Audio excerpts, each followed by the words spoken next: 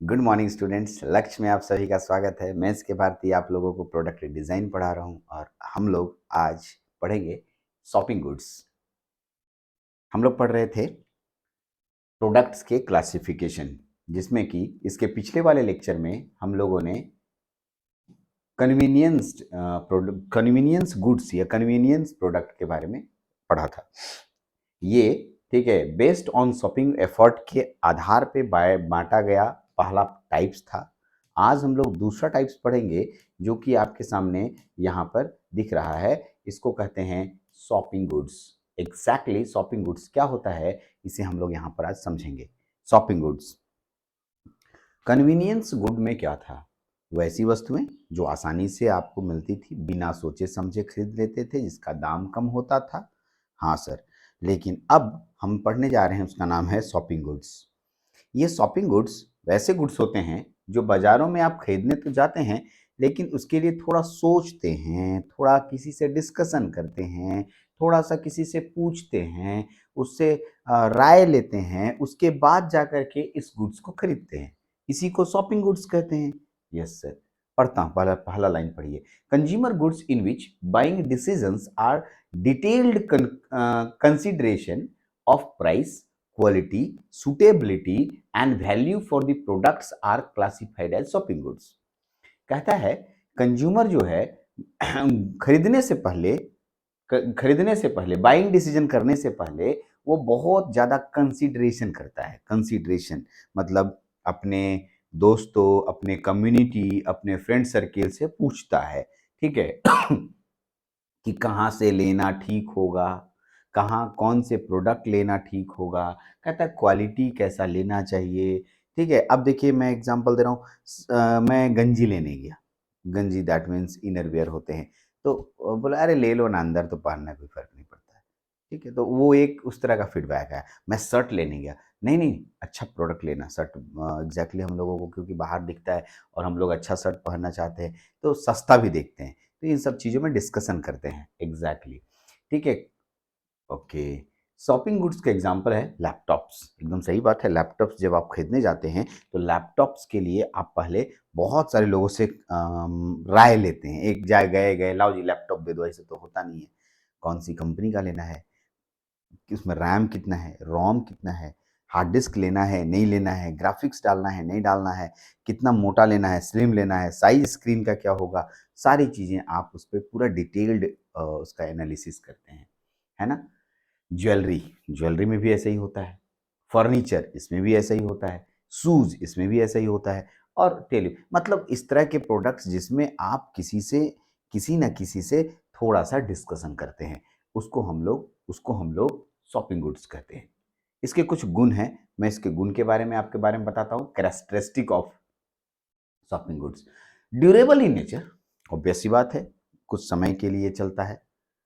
Survive many uses, और बहुत सारे कामों में यूज हो जाता है।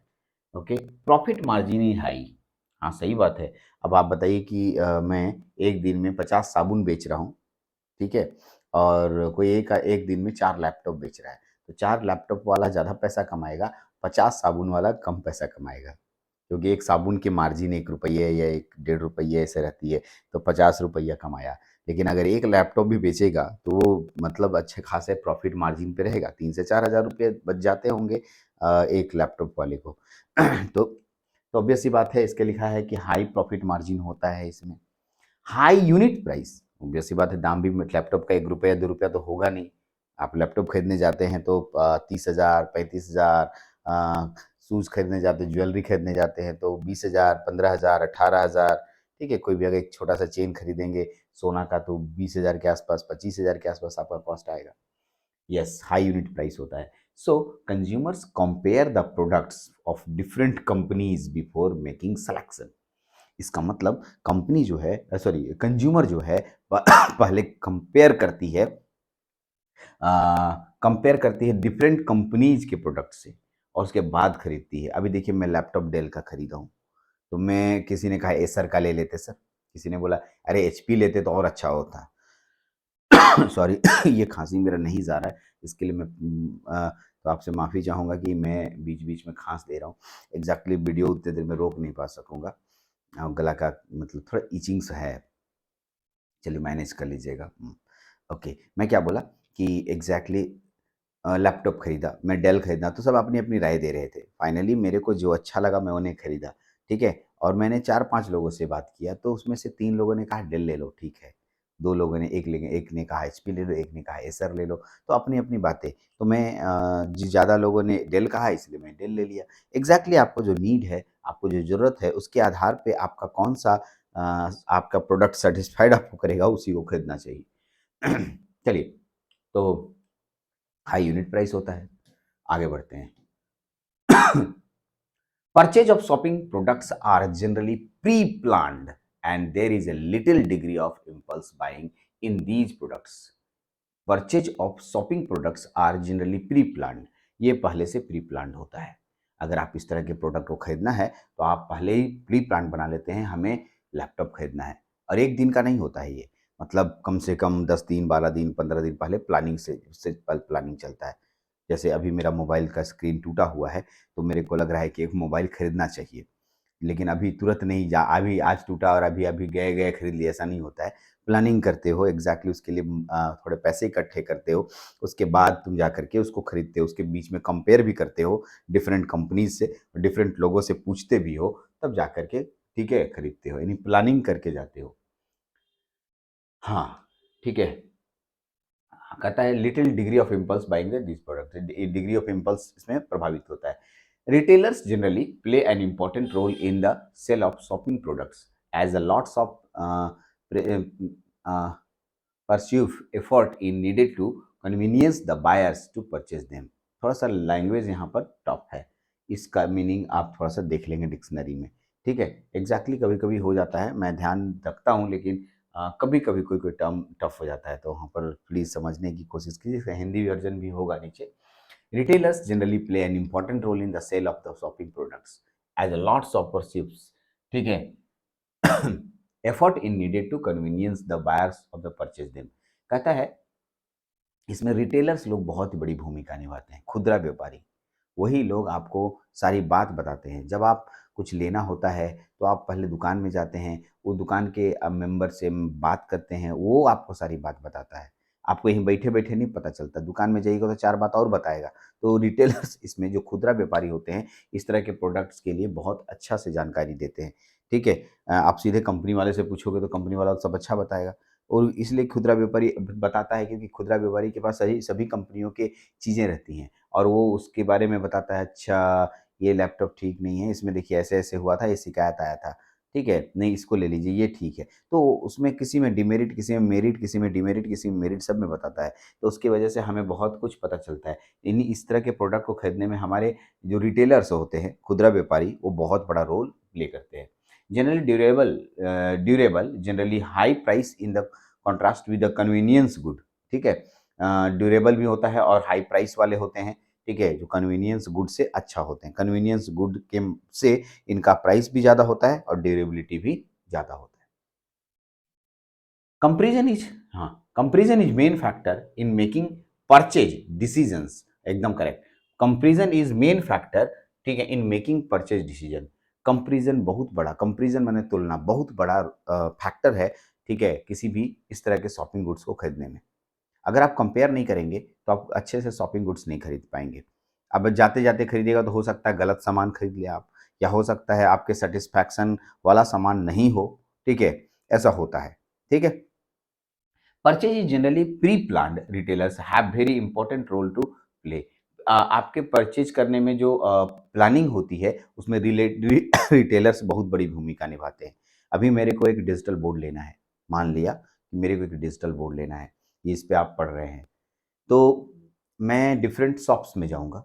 डिफरेंट शॉप्स में जाने के बाद वहाँ के शॉप से बात करूँगा, वहाँ के उससे पूछूँगा तो बोले कौन-सा बोर्ड लेंगे? तो हो सकता है उसके पास 4-5 कंपनियों के बोर्ड होंगे, तो चारों 5 कंपनियों के मेरिट्स एंड डिमेरिट्स समझाएगा और लास्ट में अपना फीडबैक भी देगा। उनकी बातों को सुनकर आप फाइनली प्राइस रेंज, उसके प्रॉपर्टीज़, उसके प्रोडक्ट के कैरेक्टरिस्टिक, इन सभी चीज़ को समझेंगे। समझने के बाद आपको जो सूटेबल होगा, वो आप खरीदेंगे। तो इसलिए बोलता है कि जो गुड्स होते हैं, शॉपिंग गुड्स होते हैं, ये शॉपिंग प्रोडक्ट्स जो होते हैं, ये रिटेलर्स के इसमें रिटेलर्स इसको खरीदने में रिटेलर्स बहुत बड़ी भूमिका निभाते हैं, ठीक? तो यही बात है, यानी कि purchase is generally pre planned and retailers have very important role to play. यहाँ पर रिटेलर्स बहुत बड़ा प्ले करते हैं, इंपॉर्टेंट रोल। चलिए आगे बढ़ते हैं, इसकी का हिंदी मैंने कर दिया उपभोक्ता सामान, जिसमें खरीदारी के फैसले कीमत, गुणवत्ता, उपयुक्तता और उत्पादों के मूल्य के विस्तृत विस्तार होते हैं, एकदम करेक्ट। उन्हें खरीदारी के सामान के रूप में वर्गीकृत किया जाता है। लैपटॉप, आभूषण, फर्नीचर, जूते, टेलीविज़न, ये सब सभी के सभी, ठीक है, शॉपिंग गुड्स में आते हैं। विशेषताएँ, प्रकृति में टिकाऊ, कई उपयोगों से बचे, मतलब ज़्यादा नेचर में ज़्यादा ड्यूरेबल होता है। लाभ मार्जिन अधिक है। उच्च इकाई मूल्य होता है, मतलब इसका एक का प्रोडक्ट का दाम ज़्यादा होता है। शॉपिंग उत्पादों की खरीद पे आमतौर पर पूर्व नियोजित होती है। इन उत्पादों को थोड़ी मात्रा में आवेगपूर्ण खरीदारी होती है। मतलब थोड़ी मात्रा में आवेगपूर्ण होती है। खुदरा विक्रेता आमतौर पर खरीदारी उत्पादों की बिक्री महत्वपूर्ण भूमिका निभाते हैं, क्योंकि खरीदारों को उन्हें खरीदने के लिए, मनाने के लिए बहुत सारे प्रेरक प्रयासों की आवश्यकता होती है। सही बात है, वही बात पढ़ रहे थे ना, तो आप खरीदार हैं, आप जाएँगे तो आपको बहुत बातें समझाएगा, समझने के बाद आप लेंगे प्रोडक्ट्स। आमतौर पर टिकाऊ सुविधाओं के सामान के विपरीत आम तौर पर उच्च कीमत होती है। खरीदारी निर्णय लेने में तुलना मुख्य कारक है, इसमें कंपैरिज़न बहुत बड़ा फैक्टर बन जाता है। खरीद आमतौर पर पूर्व नियोजित होती है। खुदरा विक्रेताओं की बहुत बड़ी भूमिका, महत्वपूर्ण भूमिका होती है। यस, चलिए यहाँ तक तो हो गया। मैंने हिंदी को जल्दी-जल्दी पढ़ा, क्योंकि हिंदी वाला चीज़ जो है ना, मेरे को भी थोड़ा ऑड लगता है, लेकिन कुछ बच्चों का डिमांड है, तो मैं दोनों के लिए ध्यान रख रहा हूँ, और थोड़ा मेहनत लगता है, लेकिन मैं बना दे रहा हूँ। ठीक है, बहुत सारे बच्चे हो सकता है अंग्रेज़ी को अभी भी अंग्रेज़ी से उनको फ़ोबिया हो, इसलिए मैं थोड़ा अलग तरीके से कर रहा हूँ। तो जिनको अंग्रेज़ी समझना है वो अंग्रेज़ी ही समझें, अंग्रेज़ी में ही मैं पढ़ा रहा हूँ। जनरली आपको हिंदी सिर्फ़ उसमें सपोर्ट कर दिया हूँ कि बच्चों को समझने में कभी दिक्कत नहीं हो। चलिए, तो आते हैं, अगला है, तीसरा है प्रोडक्ट्स, यानी कि कन्वीनियंस प्रोडक्ट्स में तीसरा आ रहा है आपको, ठीक है, speciality product, speciality product, yes, speciality product. सोचिए, consumer goods which have certain special features because of the customers make a special effort to purchase. Yes, कुछ ऐसे प्रोडक्ट्स हमारे दुनिया में हैं जिसको आप सोच के खरीदते हैं, सोच के खरीदते हैं और बहुत ज़्यादा एफर्ट लगाते हैं उसमें, ठीक? जैसे कार, घर, ये सब सोच समझ के खरीदते हैं आप। इसमें बहुत ज़्यादा दिमाग लगाते हैं। अब देखो, एक मेरे कलीग्स हैं, उनको घर खरीदना है। वो पिछले 6 महीने से कंपेयर कर रहे हैं। ये कभी ये अपार्टमेंट, कभी ये अपार्टमेंट, कभी ये अपार्टमेंट। कौन-सा रूम खाली है, कितना बड़ा रूम है, कितना कमरा है, कैसे बनाया है, ठीक है, कितना में देगा, हवादार है, नहीं है, उत्तर, दक्षिण, पूरब, पश्चिम, ठीक है, वास्तुशास्त्र के हिसाब से बना है, नहीं बना है, सारी चीज़ें इसमें आ जाती हैं। एग्ज़ैक्टली, बहुत ज़्यादा कंपैरिज़न्स होता है, लेकिन टाइम भी ज़्यादा लेते हैं ये लोग, क्योंकि इसमें इसका कॉस्ट टू हाई, बहुत ज़्यादा इसमें इसका कॉस्ट आएगा, ठीक है? इसको कहते हैं स्पेशल प्रोडक्ट या speciality product. Consumer goods which have certain special features because of which customers make a special effort to purchase, ठीक है?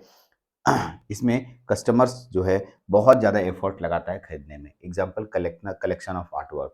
अब बताइए, मैंने घर बनाया, घर खरीदा, अब मेरे को पोस्टर्स लगाना है, कौन-सा खरीदें? क्या खरीदेंगे? अच्छा, कोई जाओगे दुकान में, कुछ तो नहीं खरीद लोगे।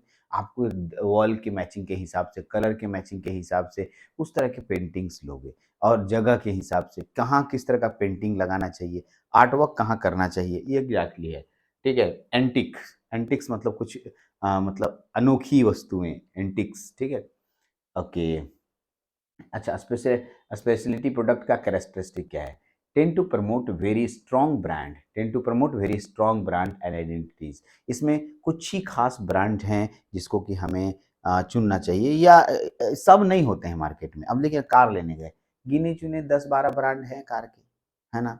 जो आप सुनते हैं या जिस पे आप फ़ोकस करते हैं। मारुति हो गया, हुंडई हो गया, महिंद्रा हो गया, टाटा हो गया, ये 4 लोग तो कॉमन दिख रहे हैं, लेकिन कुछ विदेशी कंपनियाँ भी आई हैं, उन लोगों के द्वारा भी हम लोग कार को एक्सेप्ट करते हैं, ठीक है? जैसे अभी आया है किया, किया एक कंपनी है, हाँ, ठीक है? तो इस तरह से बहुत बड़ी कंपनी आती है, बहुत सारी कंपनियाँ आती हैं, लेकिन लिमिटेड होती हैं ये, और इसी में से आप किसी एक को सेलेक्ट करते हैं। लेकिन इसके पहले जो आप शॉपिंग गुड्स पढ़े और कन्वीनियंस गुड्स पढ़े, कन्वीनियंस गुड्स में तो ढेर सारी कंपनियाँ होती हैं और शॉपिंग गुड्स में भी ढेर सारी कंपनियाँ होती हैं। लेकिन हम लोग पढ़ रहे हैं, ठीक है, स्पेशलिटी प्रोडक्ट। इसमें आपके कुछ ही कंपनी होती हैं, कुछ ही लोग होते हैं और उन्हीं में से सेलेक्ट करना होता है। ओके? इसलिए कहता है often resulting strong brand loyalty among consumers. इसमें हम कोई स्ट्रॉन्ग ब्रांड को चुनते हैं। Demand limited as relatively small number of people bye.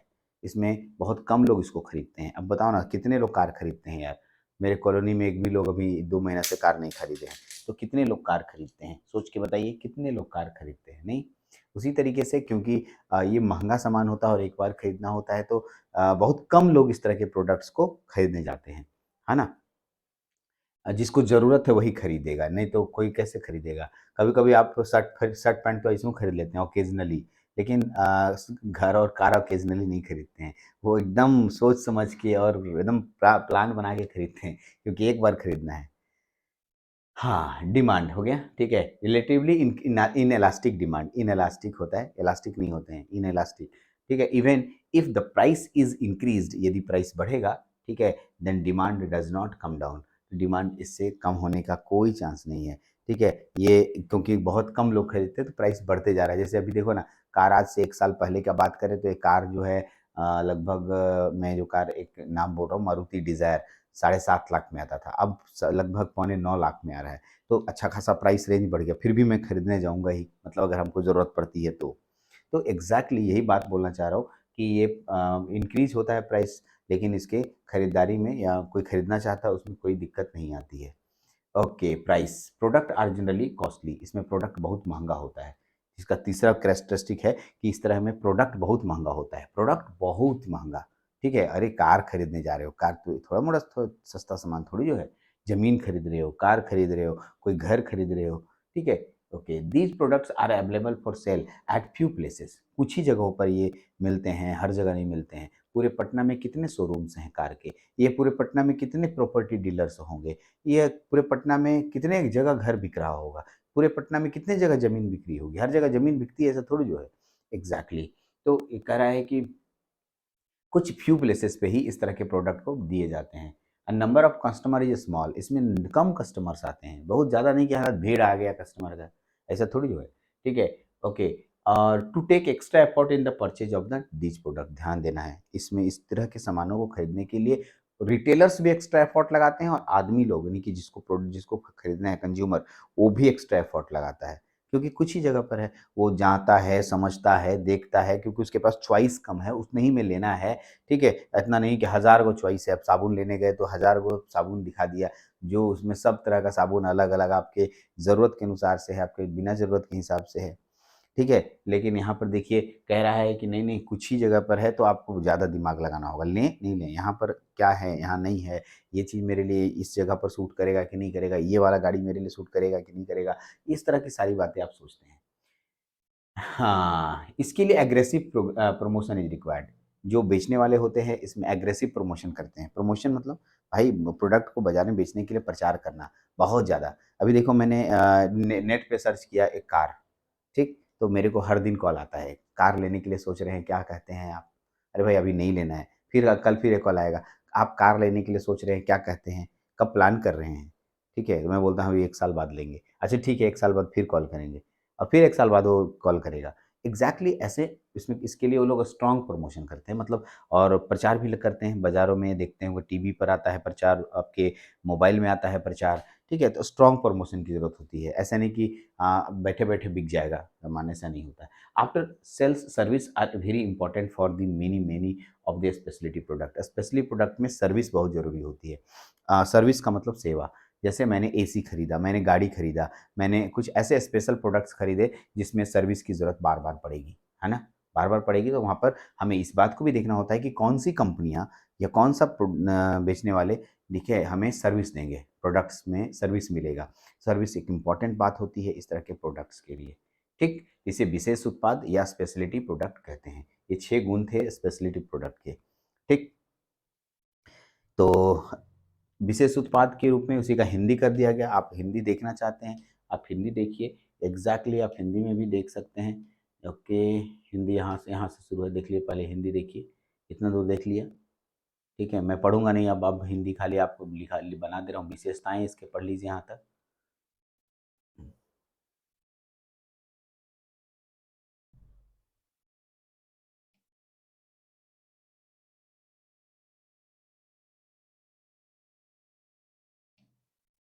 अब आइए, आता है हम लोग के पास नेक्स्ट प्रोडक्ट, अनसाउट गुड्स।